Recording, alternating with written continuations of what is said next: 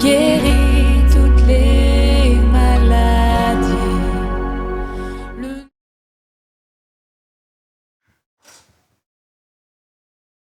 Mes frères et sœurs, chers internautes, je vous salue dans le précieux nom de notre Seigneur et Sauveur Jésus-Christ. Vous êtes les bonnes personnes au bon endroit et au bon moment. Je remercie le Seigneur pour la grâce qu'il m'accorde d'être sur cette plateforme pour partager sa parole. Et je remercie Pasteur Lionel pour cette belle invitation que j'apprécie beaucoup. Que le Seigneur vous bénisse, Pasteur Lionel, et qu'il vous touche là où vous êtes et qu'il continue à bénir son œuvre pour la gloire de son nom. Je suis la sœur Tercide Pierre-Noël, la servante de Dieu. Alors, aujourd'hui, mes frères et sœurs, chers internautes, je vais vous parler d'un sujet essentiel et important et qui fait peur aussi. Alors, nous trouvons aujourd'hui notre méditation dans le livre de Luc, chapitre 16, les versets 19 à 31. Je lis pour vous. Il y avait un homme riche qui était vêtu de pourpre et de fin lin et qui chaque jour menait joyeuse et brillante vie. Un pauvre nommé Lazare était couché à sa porte, couvert d'ulcères et désireux de se rassasier des miettes qui tombaient de la table du riche. Et même les chiens venaient encore lécher ses ulcères. Le pauvre mourut et il fut porté par les anges dans le sein d'Abraham. Le riche mourut aussi et il fut enseveli.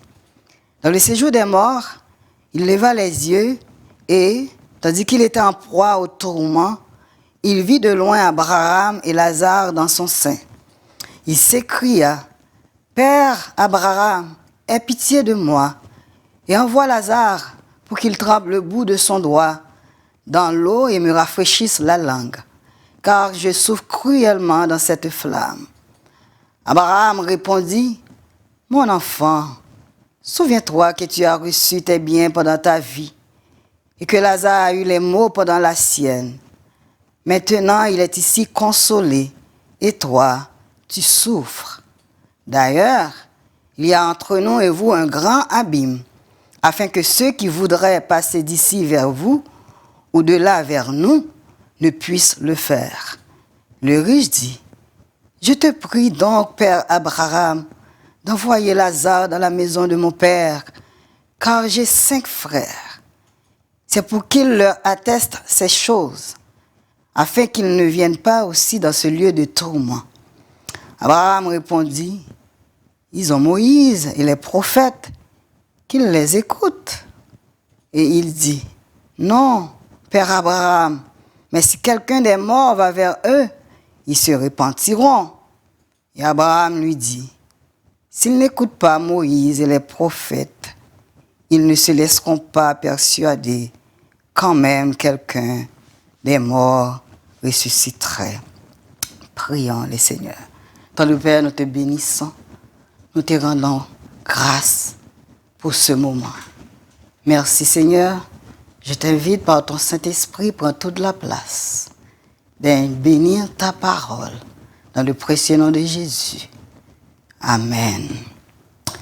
Le titre de la méditation aujourd'hui, l'enfer existe. Croyez-vous? Je répète, l'enfer existe. Croyez-vous? Avant d'aller plus loin, j'aimerais définir pour vous le mot enfer. Selon le grand dictionnaire de la Bible, enfer traduit dans le Nouveau Testament la géhenne, qui signifie un lieu, le lieu du châtiment des pécheurs, décrit comme un feu qui ne s'éteint jamais. Et c'est d'être éloigné de Dieu. Apocalypse 20, verset 10, et le diable qui les séduisait fut jeté dans l'étang de feu et de soufre, où sont la bête et le faux prophète, et ils seront tourmentés jour et nuit au siècle des siècles. Bien-aimé, un passage hautement symbolique indique un tourment conscient et sans fin pour le diable et ses agents, un lieu de péril éternel. Et nous sommes un esprit qui habite dans un corps et qui possède une âme. 3 composants. L'être humain est un esprit, le corps meurt, mais l'âme et l'esprit ne meurent pas. Et bien aimés, chers internautes, l'enfer existe réellement. À la lumière de la parole de Dieu, toute personne qui meurt sur la terre sans réconcilier avec Dieu à travers Jésus-Christ, son Fils, va directement en enfer. Et, chers internautes, il n'y a pas de purgatoire. Ça n'existe pas. C'est une invention des hommes. Et dans la Bible, on ne parle pas de purgatoire. Ça n'existe pas. Et le mot de purgatoire, le concept de purgatoire, n'existe pas dans la Bible.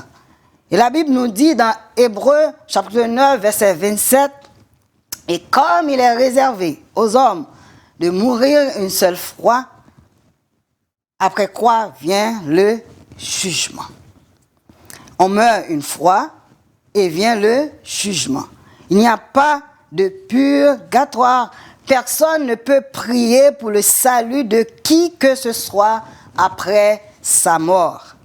Et les bonnes œuvres qu'une personne a faites de son vivant sur terre n'ont aucune influence sur sa destination, que ce soit l'enfer ou le ciel.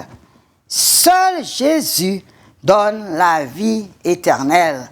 Amen. Et quelqu'un qui ne connaît pas Jésus-Christ, qui ne s'est pas réconcilié avec Dieu à travers Jésus-Christ, son Fils, va directement en enfer. Ça n'a rien à voir le fait que la personne était sympathique, non. Moi, je dis, il faut être conscient. Il y a beaucoup de gens sympathiques qui sont en enfer. Ils sont en enfer, non pas parce qu'ils ne sont pas sympathiques, ils sont en enfer parce qu'ils ne sont pas réconciliés de leur vivant avec Jésus-Christ.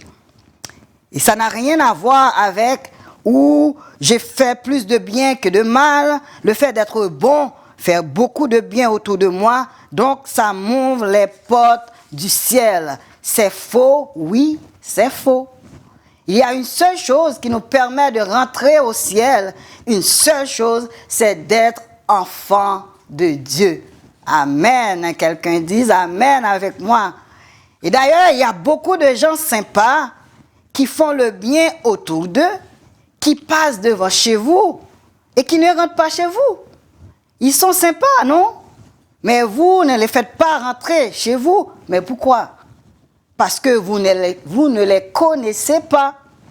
Ceux que vous allez permettre de rentrer dans votre salon, dans votre chambre, ce sont que vos enfants, vos intimes. Ce n'est pas n'importe qui. Bien-aimés, la sympathie n'ouvre pas le ciel. Ce qui ouvre les portes du ciel, c'est de devenir enfant de Dieu et avoir son nom inscrit dans le livre de vie. Amen. Et dans Jean 1er, verset 12-13, j'ai lu pour vous, mais à ceux qui l'ont reçu, à ceux qui croient en son nom, elle a donné le pouvoir de devenir enfant de Dieu. C'est la parole qui a donné le pouvoir de devenir enfant de Dieu. La parole, c'est Jésus, lesquels sont nés, le verset 12, non du sang, ni de la chair, ni de la volonté de l'homme, mais de Dieu. Et l'enfer existe, bien-aimés. Et c'est ce que je suis en train de vous dire. Est-ce que vous croyez? Regardons avec moi le passage que j'avais lu tantôt dans Luc 16, verset 19 à 31. C'est Jésus qui parle. Un homme riche qui était tout le temps bien habillé, avec les plus beaux vêtements de fin lin, matière noble. Il avait le moyen de faire tout ce qu'il voulait. Il se réjouissait. Il était heureux dans ce qu'il faisait, bien entendu, dans son vivant. Le verset 20, il dit, un pauvre nommé Lazare était couché à sa porte, couvert d'ulcères. Donc, le gars est pauvre, il est malade, il est souffrant, et il est couché à la porte de ce riche. Le verset 22, Il nous dit, le pauvre mourut. Eh bien oui, hein, ça va arriver à tout le monde. Le souffle de vie va être retiré. À un moment donné, le souffle va vous être retiré. Que vous soyez chrétien, que vous ne soyez pas chrétien, que vous soyez riche ou pauvre. Bien-aimé, l'être humain n'a pas la vocation à vivre éternellement dans ce corps physique là que nous avons sur la terre. On est toujours dans le verset 22. Le pauvre mourut. Il fut porté par les anges. Où ça? Dans le sein d'Abraham. Le riche mourut aussi et il fut enseveli dans le séjour des morts. Mais oui, que ce soit le riche ou le pauvre, tout le monde meurt. Alors, il faut quand même vous expliquer, à l'époque, Jésus, à ce moment-là, n'avait pas encore donné sa vie à la croix. Il n'était pas encore mort et ressuscité. Ça veut dire que toutes les personnes qui mouraient à cette époque-là allaient dans le séjour des morts. Sauf que dans le séjour des morts, il y avait un endroit, un quartier ou une zone, un domaine qu'on appelait dans le séjour des morts le sein d'Abraham. Dans le sein d'Abraham, il y avait toutes celles et ceux qui ont marché avec Dieu. Dans le sein d'Abraham, on retrouvait les prophètes dans l'Ancien Testament, on retrouvait David, Élisée, Daniel, Ésaïe, Jérémie, tous ceux qui ont marché avec Dieu. Pourquoi? Parce que personne ne pouvait aller voir Dieu, personne ne pouvait aller au ciel, parce que Jésus n'avait pas encore payé le prix pour le salut de l'humanité qui avait perdu cette relation avec Dieu à cause du péché d'Adam en Éden. Êtes-vous là avec moi? Alors, aujourd'hui, le sein d'Abraham n'existe plus. Le sein d'Abraham a été fermé, a été vidé. Pourquoi? Parce que Jésus est descendu dans le séjour des morts. Il est descendu, il a pris les clés du séjour des morts. Il est ressuscité. Et donc, toutes celles et ceux qui étaient dans le sein d'Abraham attendaient que Jésus les délivrait et ils ont été délivrés. Amen. Et donc le sein d'Abraham a été vidé et maintenant, nous qui sommes aujourd'hui dans la nouvelle alliance, qui sommes des enfants de Dieu, le jour où le souffle de vie nous sera ôté, on n'ira pas dans le sein d'Abraham, on n'ira pas dans le séjour des morts, on ira directement au paradis du Dieu, le Père, prêt à entrer dans ses demeures.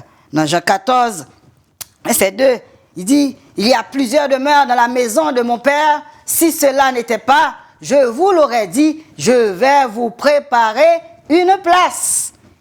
Que quelqu'un dise amen à cela. Donc, le sein d'Abraham n'existe plus aujourd'hui. Cela dit, lorsqu'on lit ce texte, il va vous renseigner, il va nous renseigner par rapport à beaucoup de choses concernant le séjour des morts. Parce que le riche là, il n'était pas dans le sein d'Abraham. Il était dans le séjour des morts. Ce n'est pas parce qu'il était riche, mais parce qu'il n'était pas réconcilié avec Dieu de son vivant. Lorsque le pauvre Lazare est mort, les anges l'ont transporté, ils l'ont emmené dans le sein d'Abraham. Nous, les enfants de Dieu, bien-aimés, le jour où le souffle de vie nous sera retiré, les anges de Dieu vont venir nous prendre et nous amener directement auprès du Père, dans la présence de Dieu, dans le ciel. Amen. Mais ceux qui n'ont pas reçu Jésus, ceux qui ne sont pas réconciliés avec Dieu, eux, ils vont être ensevelis, ils vont être amenés dans le séjour des morts. Et c'est là le verset 23 va nous expliquer, dans le séjour des morts, le riche, verset 23, le riche dans le séjour des morts, il leva les yeux et dès qu'il était en proie au tourment, il vit de loin et Lazare dans son sein. Il vit de loin, de très loin. Il vit Abraham et Lazare aussi de très loin. Le sein d'Abraham, comme je dis tantôt, a été vidé. Mais l'enfer, bien aimé, il y a des gens qui s'accumulent là-bas tous les jours, toutes les heures. Parce que l'enfer existe. Et c'est la raison pour laquelle Le Seigneur nous demande de nous lever, de prêcher la bonne nouvelle pour que ces personnes qui ne sont pas conscientes que l'enfer existe puissent être sauvées. Amen. Parce que mes frères et sœurs, une fois en enfer, c'est fini. Une fois que quelqu'un va en enfer, il ne peut plus sortir là-bas. C'est fini. Il est séparé de Dieu pour l'éternité. Il y a plusieurs raisons pour lesquelles nous devons sortir, témoigner et chercher à gagner des âmes.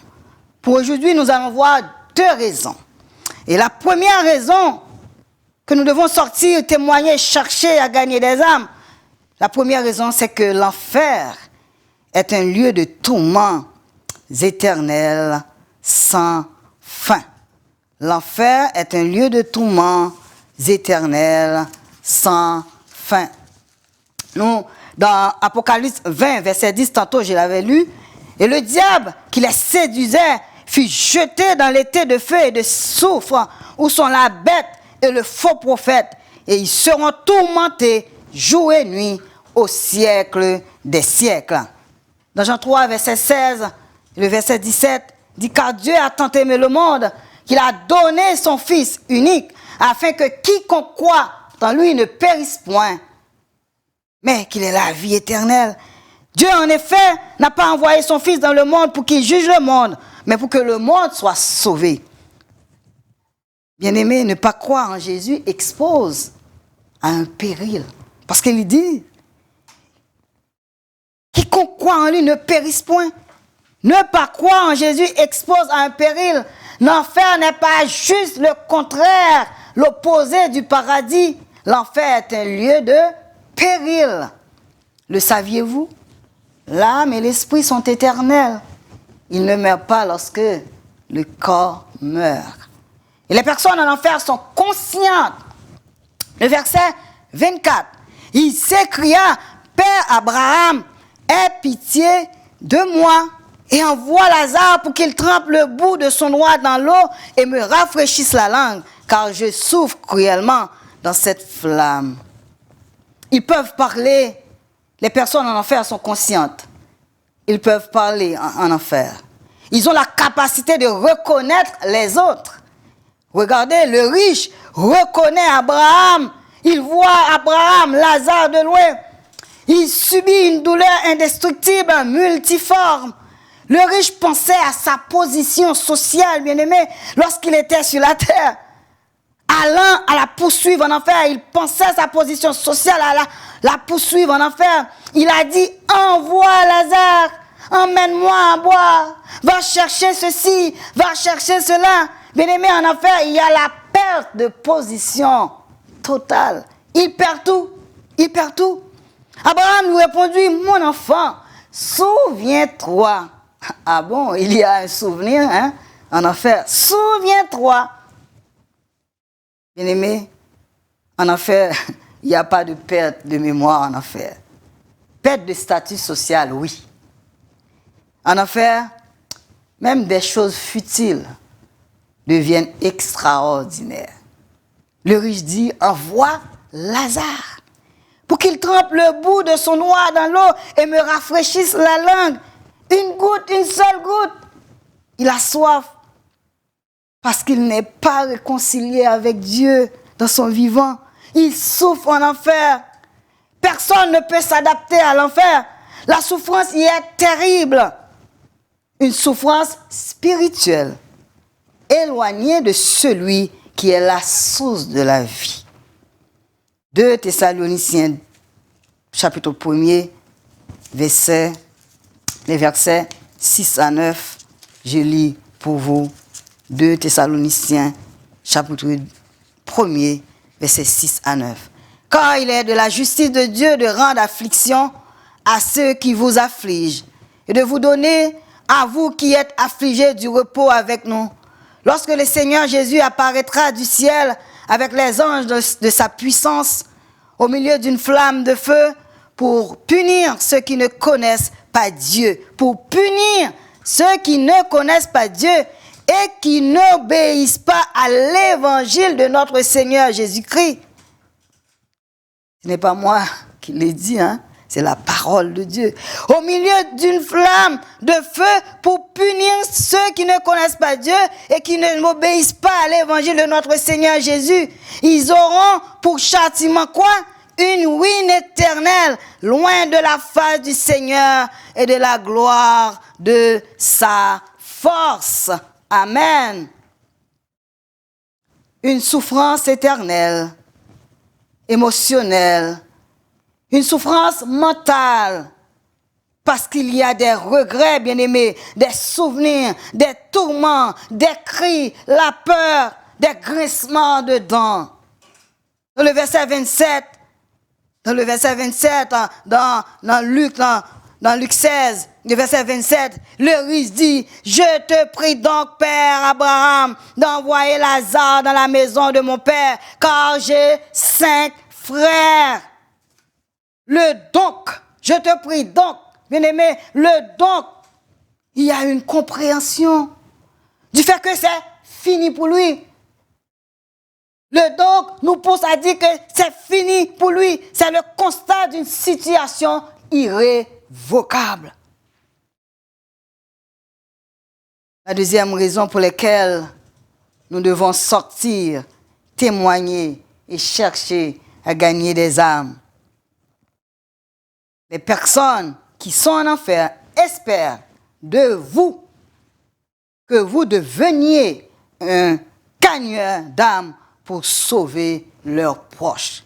Je répète, les personnes qui sont en enfer espèrent de vous que vous deveniez un gagneur d'âmes pour sauver leurs proches. Luc 16, verset 27, 28. Le riche dit, je te prie donc, Père Abraham, d'envoyer Lazare dans la maison de mon père, car j'ai 5 frères. Le verset 28 nous dit, c'est pour qu'il leur atteste ces choses, afin qu'ils ne viennent pas aussi dans ce lieu de tourment. Bien aimés, les gens qui sont en enfer soupirent pour le salut de ceux qu'ils aiment et qui sont encore vivants, bien que conscients que pour eux c'est fini. Ils sont conscients que pour eux c'est fini. Il n'y a rien à faire.